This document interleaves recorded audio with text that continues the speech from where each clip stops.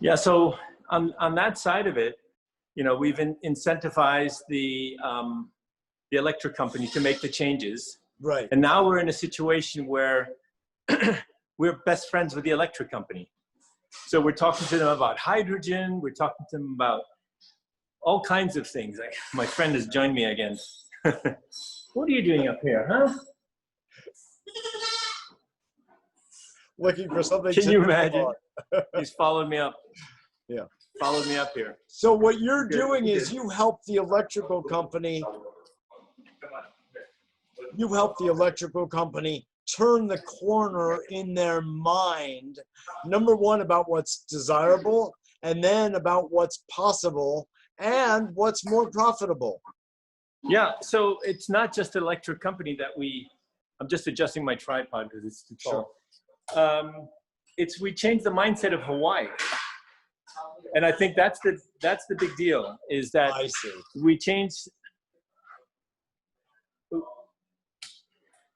we changed the way people think about energy in Hawaii. And that is, that's where it starts. That's huge. Once you change the minds of the people from it can't be done or it's never going to happen to, of course it's going to happen. Sure. Then everything else becomes easy. And so that is the thing that I guess I'm the most proud of. We changed people's minds in Hawaii. We changed the mind about fantastic. Fossil fuel is the only way to renewable energy is better and cheaper. Incredible. And are you saying that the electric company, with that mindset change of the people, the electric company followed suit and became... They followed suit. In fact, the guy who is now in charge of, who's the president of the electric company, is totally my friend. I went from being like a pain in the ass to the electric company to being their best friend and helping them figure out how to get to a clean energy future. That's so fantastic. And that's what I really want to do for the rest of the planet. So today I'm working with, how you want to say it, we're in negotiation with the Small Island Developing States. That's an organization of 57 countries. 57 countries, small island developers. There's mostly small islands like Fiji, South Pacific, Caribbean, yes. And there's 57 of them, which means they get 57 votes in the United Nations. Oh, General Assembly, yes. Yes. And so basically we're working with them. If we can get them all to have a mandate for 100% by 2045, by the way, those votes are valuable. Sure. Countries that want something, like some country wants a seat on the Security Council, they have to be nice to these 57 countries. And usually that being nice is in the form of foreign aid. Now, in the past, foreign aid has been squandered. And so even though they give money to some island, somebody on the island gets rich and the population doesn't improve. So basically what we want to do is, instead of giving them money, give them energy. Give them renewable energy. Because once you give it to you, it's the gift that lasts forever. That's right. In the past, many islands have gotten diesel generators. Mm-hmm. And the problem with the diesel generator is it breaks down and nobody knows how to fix it. And then when somebody finally does come, it's really expensive. And then the second thing is they can't afford the diesel. And so, I mean, and they're still locked into the fossil fuel cycle. Yes, they're locked in. They're locked in. So half of the diesel generators in the Pacific on islands are not working for those two reasons. And so if they had solar panels and batteries, that would be a whole different story. And wind is a perfect thing for those areas. And that's also something, I mean, I'm sure you've thought about it 1,000 times, but when you have intermittent solar because of cloud cover, and you have wind, especially in Hawaii, you have an offset. And not to mention hydro and geothermal changes the energy game tremendously. But I know you've been here. This is the kind of a crazy thing. You know, we have trade winds in Hawaii, sure. Which means the wind blows consistently, have a fairly strong wind from the same direction 95% of the time. Yeah. Okay, that's one. Number two is we're closest to the equator of any state. We're at 20, 21 degrees latitude, which means that we have the best solar of any place in the country. Okay, and then number three, I'm sitting here on an active volcano. Active volcano. Be careful. So geothermal, and I went to Iceland to visit their geothermal plants. They're amazing. It completely transformed Iceland. So we could, and what we could power the entire state of Hawaii just on geothermal. That's one. We could use the geothermal, the excess. By the way, that's base load. It doesn't go on and off. Once it turns on, it stays on. That's the difference. Geothermal is base load. Uninterrupted. So we could use that to make hydrogen. Because, say you had 1,000 megawatts coming out of the ground, out of the geothermal. At night, we only need, 200 or 300, for example. So what do you do with the extra energy? The answer is you make hydrogen. And this is the other thing that we're experimenting with here at the ranch, because the panels, they're built so that they work on a cloudy day. I didn't mention this, but I'm completely disconnected from the electric company. I'm not connected at all. We're independent. We're energy independent. Beautiful. So we had an interruption in our Wi-Fi, and I asked what's going on, and look out the window. And this whole end of Hawaii, the lights were out, but we were still on, of course. So we didn't know there was no power interruption. This is the power of grid independence you're highlighting here. And yes. As you know, I'm working on such a project, so I totally appreciate all you're saying.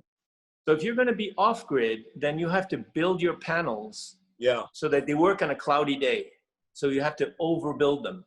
And this is in fact what you have to do. If we wanted to get Hawaii to become energy independent with solar, they would have to build probably twice as much solar as they need on a normal day.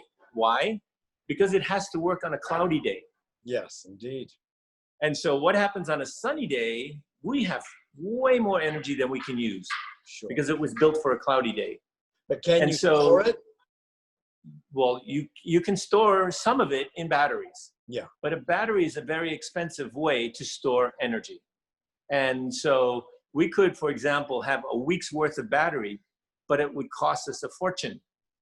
What we have at the ranch is one night's worth of battery power.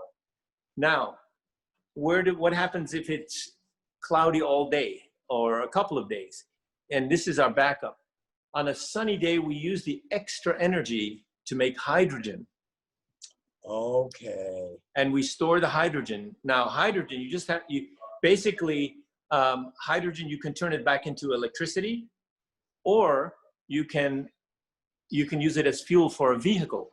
Yes. And that is the whole new thing that's happening, right? I just ordered a hydrogen pickup truck that was just announced last week. A company called Nikola. Of course, Nikola and Tesla, right? Sure. Duh.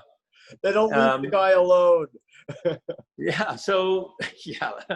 Well, he's got a legacy going now. Oh my gosh. He sure does. He continues to live, which is so appropriate, It's so appropriate, yeah. So that's really the solution for, I would say, islands. So one of the things that we're trying to do here is to bootstrap to get the hydrogen economy going. It's kind of a chicken and egg. Yeah. You need hydrogen fueling stations to have vehicles, and you need vehicles to make a hydrogen fueling station. So we're actually we're negotiating with the city and county to buy a fleet of hydrogen buses. That would give us the stud. Then we could go out and raise the money to make hydrogen fueling stations. So that's the conversation we're in right now. This is fantastic. But hydrogen, so it's pretty interesting because you can ship hydrogen around from place to place. So I was in Singapore, and I was on the radio. This is the day after I arrived to Singapore. I was there for some conference. They put me on the radio, and I was there 5 minutes early, and they said, "This is Singapore. No cursing, no cursing." So I know I was in Singapore, okay? No littering, So no they were cursing. asking me the same kind of questions that you were asking me. And then it's, Yeah. well, what can we do in Singapore? We have no place to put solar panels or wind turbines. And my answer was, Oh, well, I just got here yesterday, so I don't know what your situation is, but I'm guessing you're importing fossil fuel from somewhere and turning that into electricity. Here's what you could do. You could build a wind farm in Australia where there's lots of land, lots of wind, and places where there are no people. mm-hmm. You could make hydrogen, and you could bring that hydrogen back to Singapore and then run your economy off of hydrogen. Then you would be clean. So, and I realized that would be a solution for a lot of places. Including Hawaii and the 57 small island nations you're referring to. There you go. So, absolutely. Now I heard this also, because Australia is a big exporter of coal to China, to Japan, to a bunch of places. And as people saying, we don't want your coal, they're thinking, what are we going to export? So now they're working on figuring out how to export hydrogen. Right. So building hydrogen tanker ships. There's lots of different ways you can move hydrogen. You could turn it into ammonia, in which case you don't have to pressurize it so much. It pretty much stays liquid at just below room temperature, or at room temperature, I guess. You could turn it into ammonia and then turn it back into hydrogen when you get to the other end of it. I'm not familiar enough with the chemistry and all, but I would like to bring something up, Hank, because I think it's really exemplary also, and it's just part of who you are, and I really want people to kind of grok that, if you will. And that has to do with what happened in Hawaii with the Hurricane Maria, and the fact that the infrastructure absolutely went out. And then there were some people, including you, who went in order to assess the damage, assess the situation, and then use this moment to help them transform into renewables. So, yeah, so tell us that story. Yeah, so you're not talking about Hawaii, you're talking about Puerto Rico. I'm sorry. Oh, I said Hawaii. I'm so enamored of Hawaii. Yeah. Puerto Rico. Sure. Puerto Rico. Sorry, so, yeah. Yes. So, after the hurricane, during the hurricane, people are supposed to go to shelters, and the shelters are schools. And so people are supposed to shelter at the schools because they're concrete structures, yes, and they have kitchen and so on and so forth.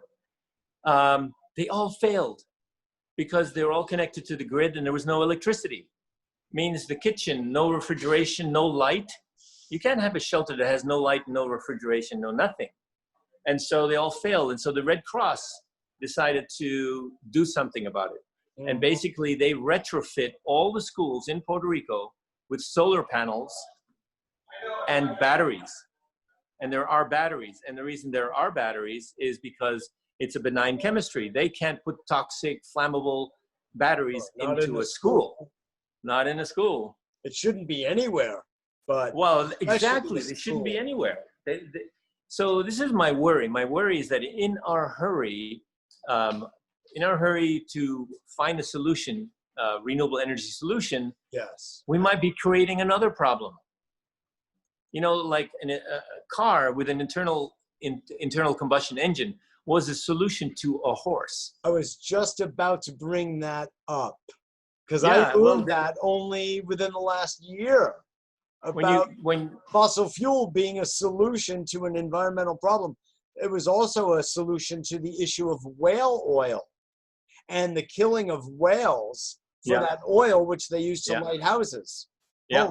So, if you go back in time to the time when they made that decision, it was a pretty good decision because, the amount of impact, a couple of thousand cars or whatever they were using the oil back then, that's right. Nature could take care of it.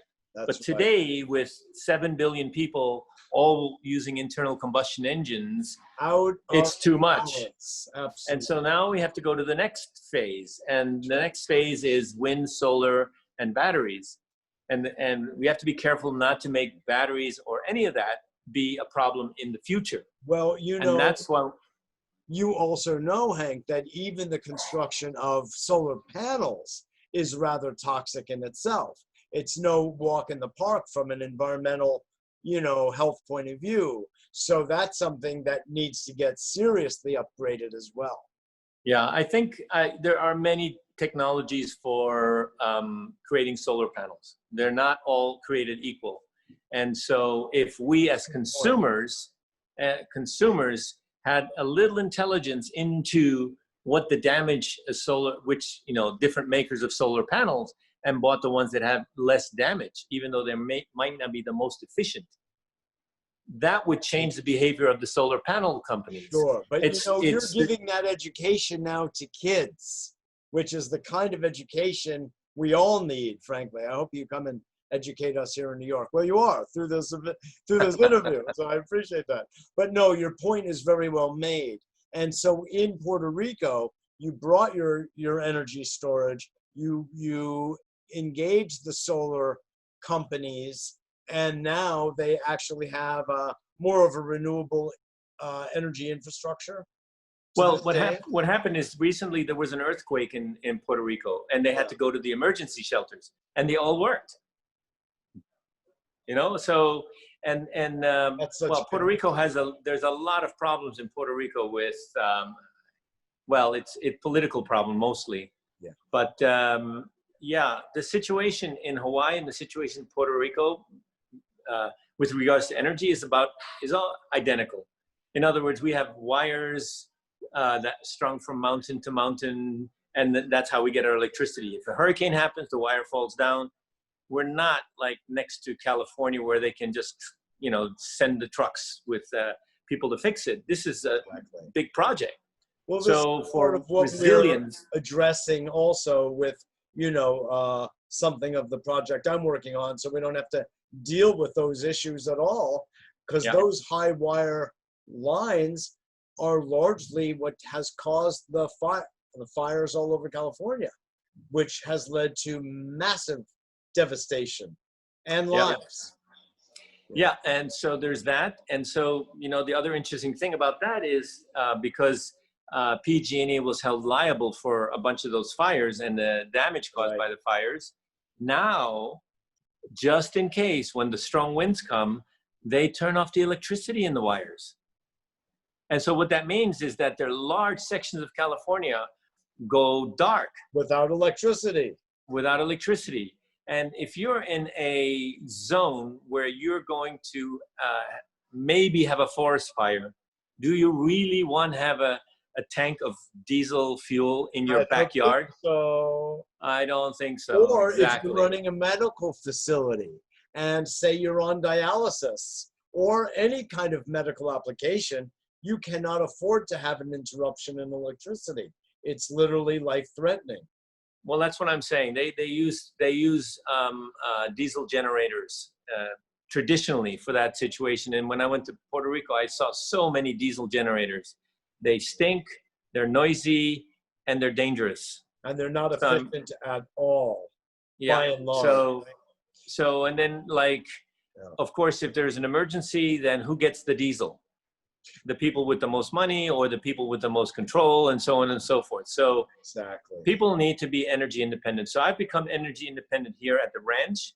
I have a home in Honolulu.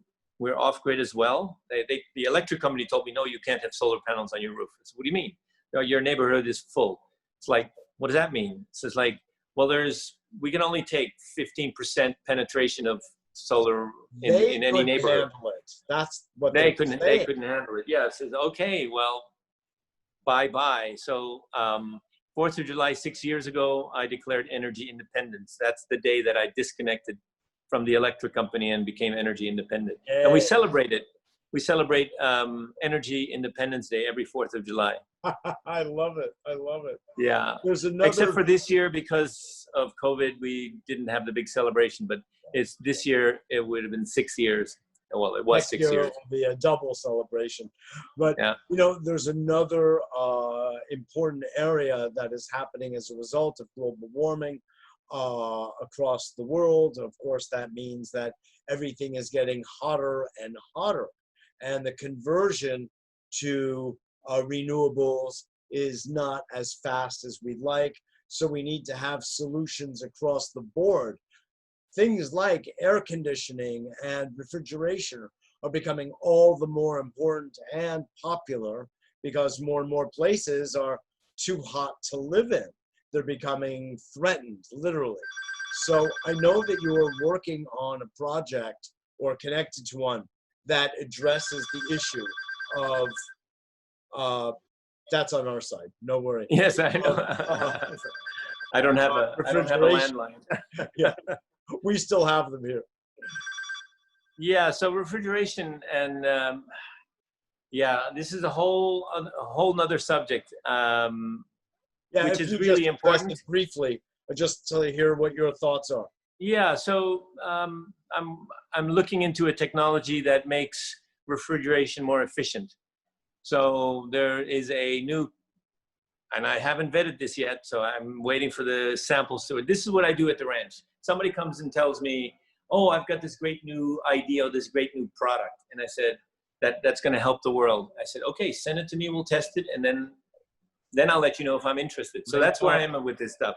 Yeah. But if it pans out, we're talking about 26 to 30% reduction in energy needed for refrigeration and air conditioning.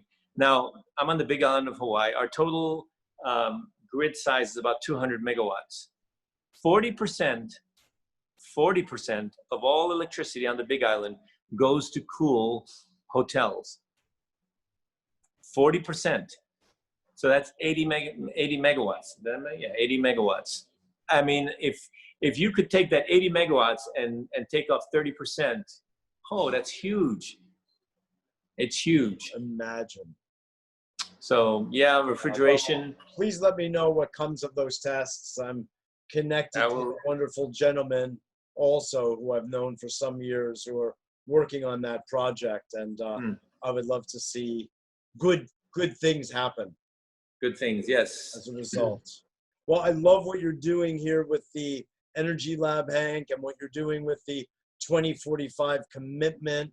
What last words would you like to share with our audience? I mean, you're doing so much, we're going to have you on again, but this has been a good introduction for a lot of people to the world of Henk Rogers. So I got started with renewable energy and trying to end the use of carbon-based fuel. That's where I started. Yes. And I traveled around the world, talked to people and say, you know what? We need to work together. What should we do? You know, what are the things that need to get done?